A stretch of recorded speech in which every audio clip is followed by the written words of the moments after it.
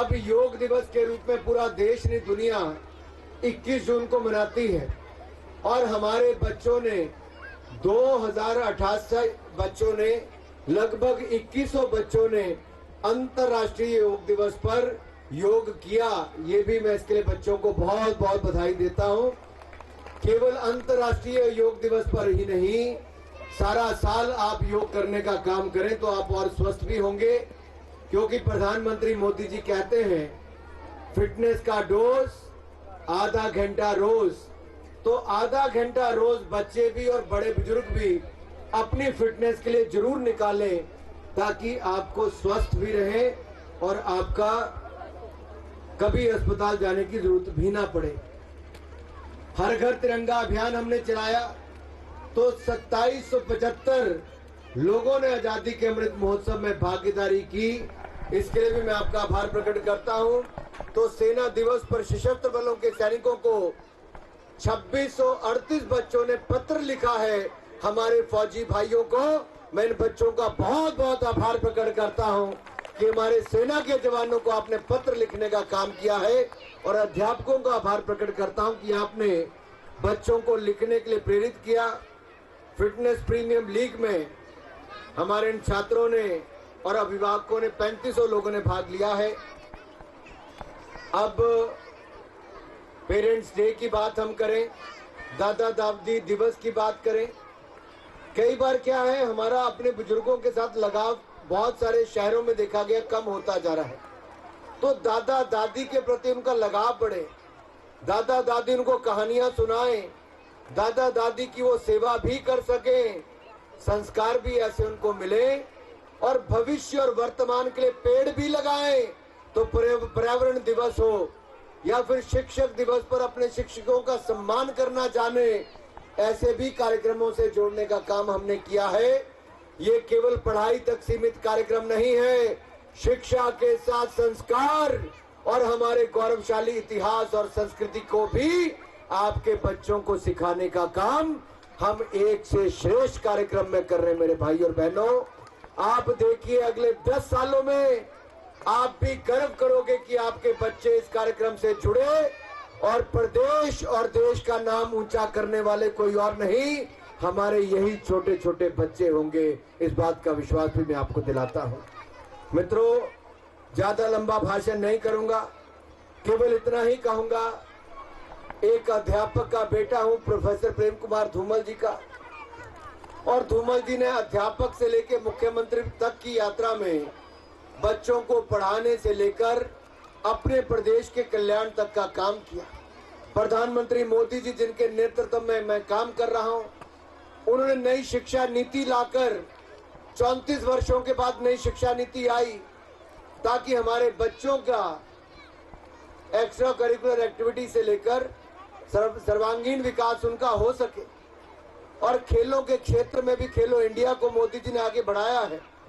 मैं यही कहूंगा, हमारा ये मकसद तो तब पूरा होता है जब गांव-गांव में शिक्षा के साथ साथ स्किल्स देने का काम भी हम करें, ताकि उनको कोई ना कोई स्किल ऐसी मिले जिससे वो रोजगार स्वरोजगार के अवसर भी उनको मिल सके। तो मित्रों, इसके माध्यम से आपको शिक्षा और कौशल दोनों ही मिलेंगे, और 21वीं शताब्दी में कौशल के बिना कुछ नहीं होता। तो शिक्षा और कौशल दोनों का काम देने का काम हम कर रहे हैं। मेरा आप सबसे निवेदन रहेगा कि अब आप ये मत सोचिए कि आपके बच्चे स्कूल गए तो अध्यापक की जिम्मेदारी, और एक से श्रेष्ठ कार्यक्रम में गए तो इन अध्यापकों की जिम्मेदारी। माँ बाप की भी उतनी जिम्मेदारी है, क्योंकि बच्चों को नशों से दूर रखना हमारे लिए बहुत आवश्यक है। जितनी जल्दी जागरूकता अभियान, जागरूक समाज होगा, तो नशों के खिलाफ भी हम लोग उचित कार्रवाई कर पाएंगे, अपने समाज को भी नशा मुक्त कर पाएंगे। और खेलों में बच्चों का योगदान करेंगे, खेलों में बच्चों को आगे बढ़ाएंगे, तो बच्चे नशों की ओर कभी नहीं देखेंगे। इसलिए मेरा आप सबसे निवेदन है, शिक्षा, कौशल और खेलकूद, ये तीनों पर हमें ध्यान देना है। अपने दादा दादी के, अपने माता पिता के इज्जत करने की आदत उनको शुरू से डालनी है, ताकि जब आप बुजुर्ग हो जाएं आपके बच्चे भी आपको भूल ना जाएं। मेरा आप सबसे निवेदन है कि आइए हम सब जो इस कार्यक्रम से जुड़े हैं, एक से श्रेष्ठ कार्यक्रम समाज के इन युवा साथियों को और श्रेष्ठ करने का काम भी करेगा, शिक्षकों के माध्यम से करेगा और समाज में फैली कुरीतियों से भी हमें मुक्ति दिलाएगा। आप ही मेरी ताकत है। आप मुझे जब अपना प्रतिनिधि चुनते हैं तो मैं भी देश भर में जाकर अपने कार्यक्रमों को देश के लोगों से साझा करता हूं। अभी जब मैं युवा प्रवासी भारतीय दिवस पर मध्य प्रदेश में उद्घाटन करने गया तो वहां पर दूसरे देशों के लोग भी आए थे। मुझे कहते हुए प्रसन्नता है कि इस साल जहां मैंने वो सांसद भारत दर्शन योजना शुरू की थी, जहां बच्चों को देश के अलग अलग हिस्सों में जाने का मौका मिला, मेरिटोरियस स्टूडेंट्स को, हमने वो तो किया ही। इस साल सांसद भारत दर्शन योजना में अगले 1.5-2 महीनों में और बच्चे उसमें सूची बननी तैयार होगी, अब उनको भी जाने का अवसर मिलेगा। मित्रों, हमारे केवल भारत दर्शन करने ही नहीं, कनाडा, यूएई जहां पर दुबई और शारजा यहां पर, और ऑस्ट्रेलिया, इन 3 स्थानों पर इस साल 30 बच्चों को विदेश भेजने का काम भी किया जाएगा। हिमाचल के बच्चे, हमीरपुर संसदीय क्षेत्र के 30 बच्चे सांसद भारत दर्शन योजना में इस पर विदेश भी जाएंगे। ये अपने आप में बहुत बड़ी उपलब्धि है।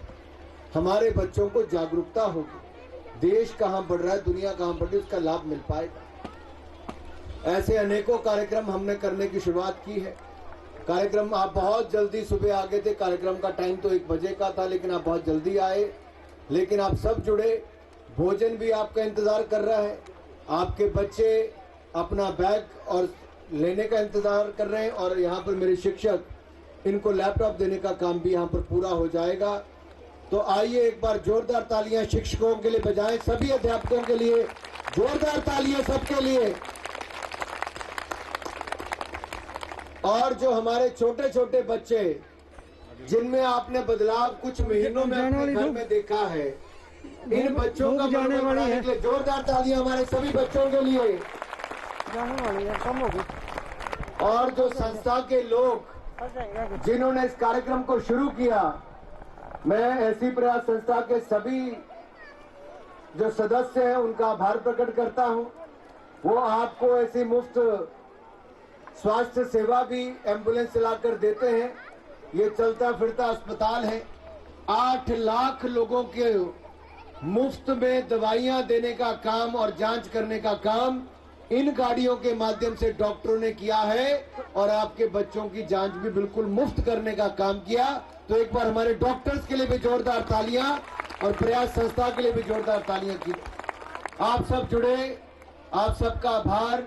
और हमारे जो मीडिया के मित्र हैं, इन सब ने आपके इस कार्यक्रम को जन जन तक पहुंचाने का एक बहुत सफल प्रयोग किया है। मैं मीडिया के मित्रों का भी, जो मेरे भाई वहां पर खड़े हैं वरिष्ठ, और यहाँ पर भी सारे सबका बहुत बहुत आभार प्रकट करता हूँ। आप सबका बहुत धन्यवाद।